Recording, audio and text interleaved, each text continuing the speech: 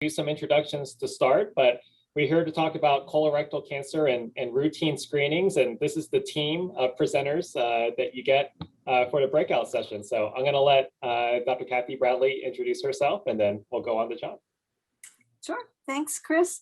Good evening, everyone. I'm Kathy Bradley, and I'm one of the deputy directors here at the Cancer Center. I'm also the Associate Dean for Research in the Colorado School of Public Health. So I have a background that is different from any of my colleagues in the entire Cancer Center. I'm an economist, which is an unusual background for this kind of position, but I really look at prevention, population health. I think about the economic impact on individuals who are diagnosed with cancer and the economic impact on our overall society. Okay. Hello, everyone. My name is John Vogel. I am a colorectal surgeon, and I lead a group of total of 3 colorectal surgeons and work very closely with Christopher Liu and his medical oncology colleagues, and also our radiation oncologists to provide multidisciplinary management of colorectal cancer.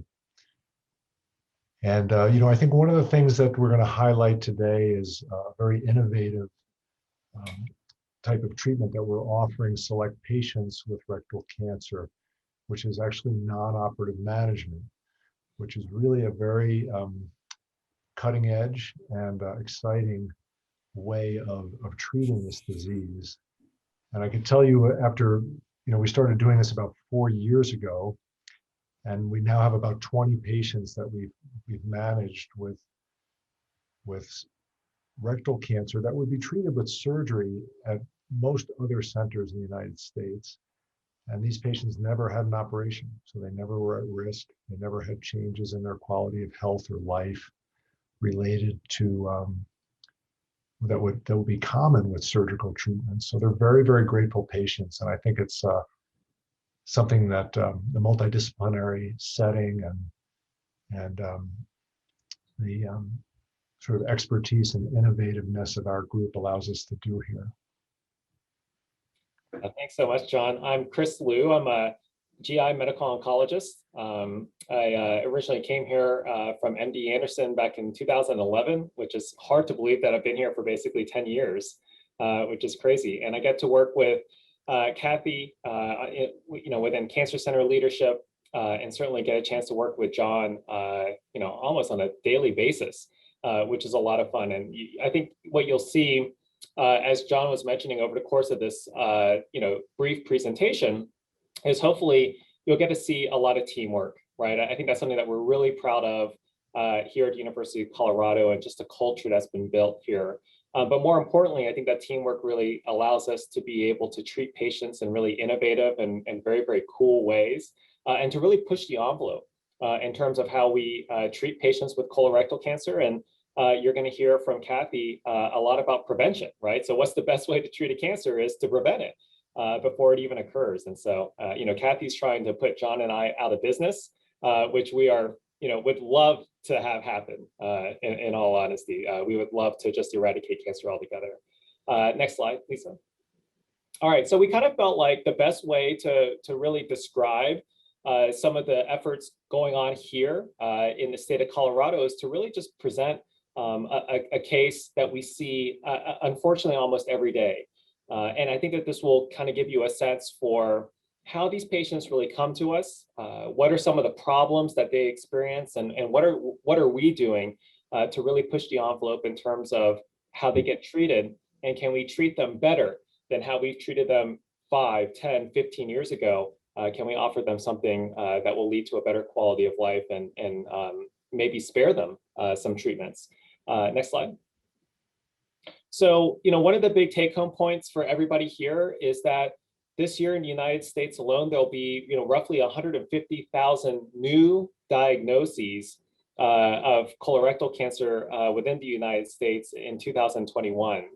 And, it's interesting, Kathy's going to talk a lot about prevention, and we've seen really dramatic decreases in the older population. And that really is the success of prevention, of screening colonoscopies, of screening studies to actually prevent colon cancer from developing.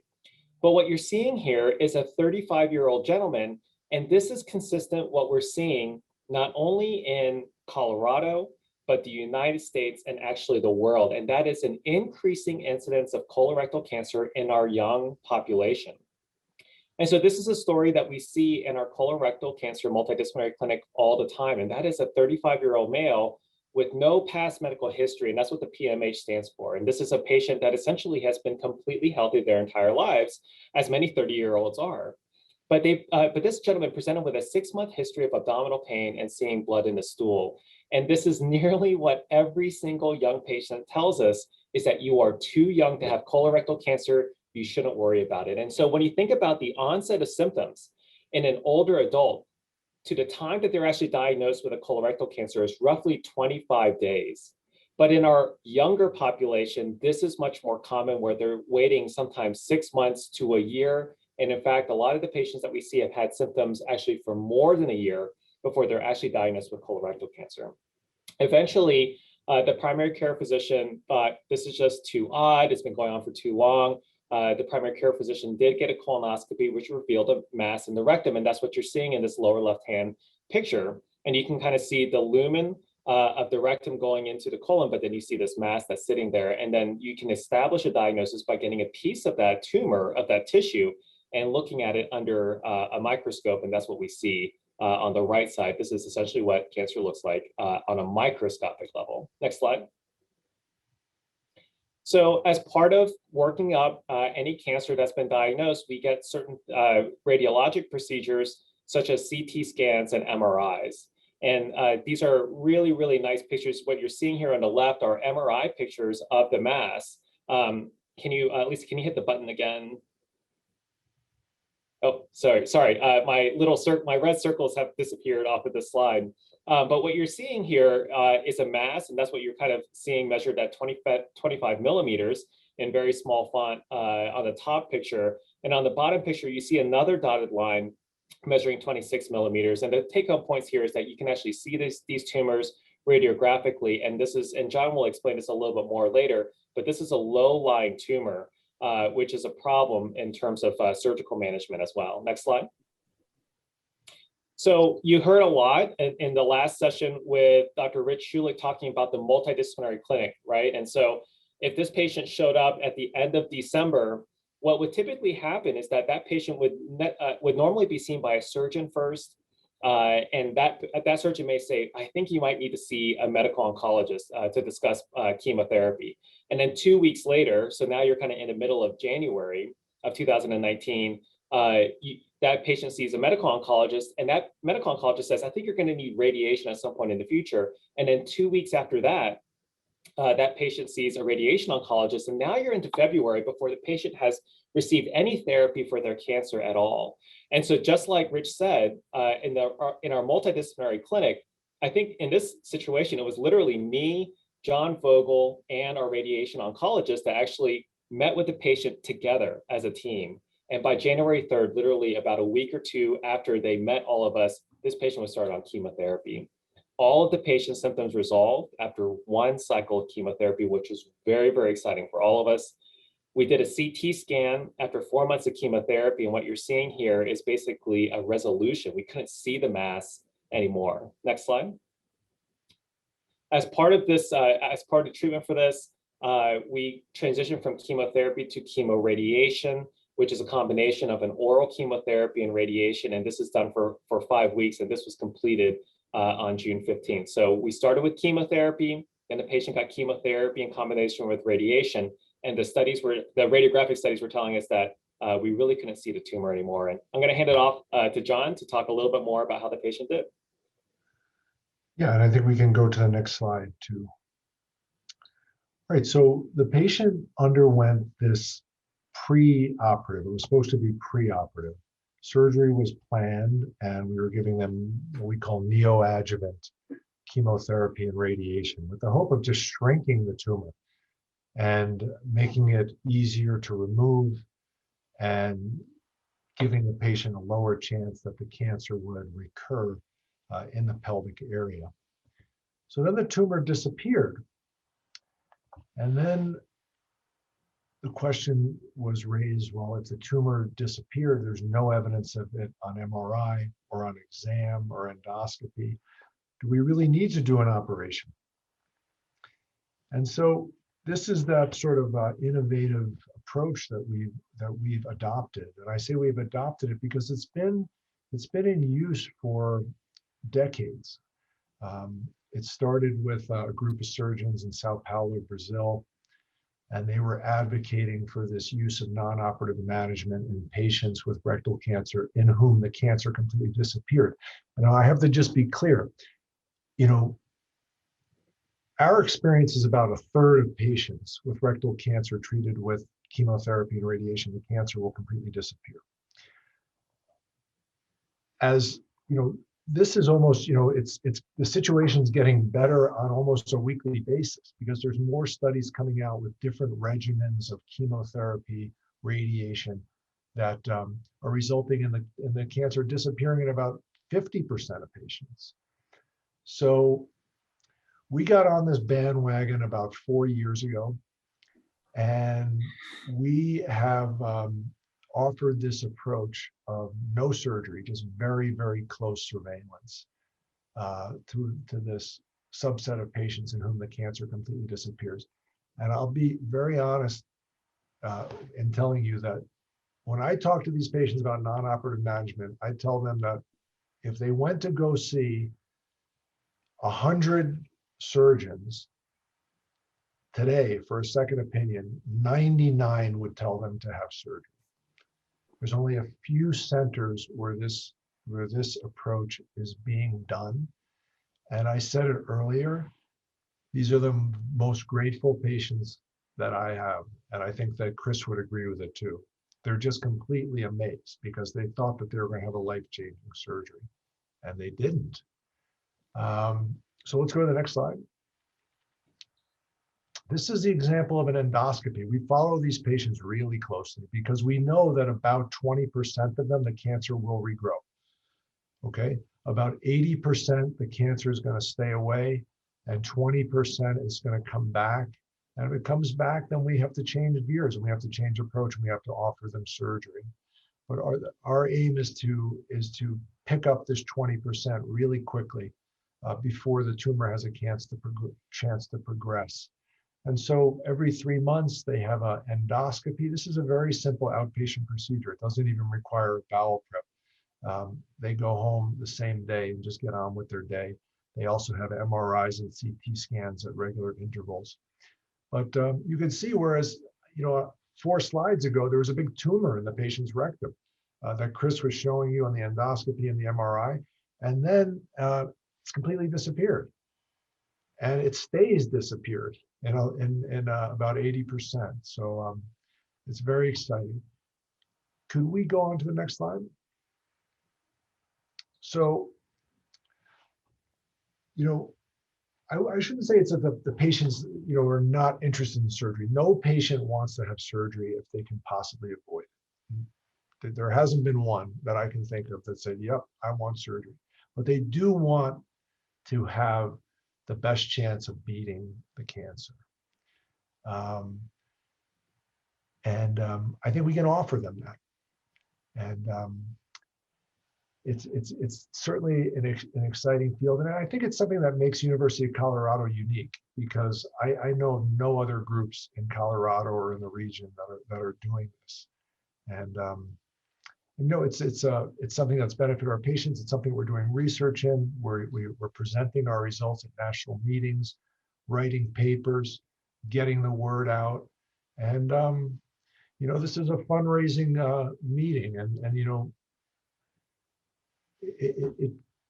the support of donors and philanthropy really, really helps us with this, because we get the word out, and when the word gets out, then patients know, and we get more people come for a second opinion, and it helps build up the cancer center and the university, and I think it's good for everyone who participates. And Chris, I think I'm going to be turning it back to you now.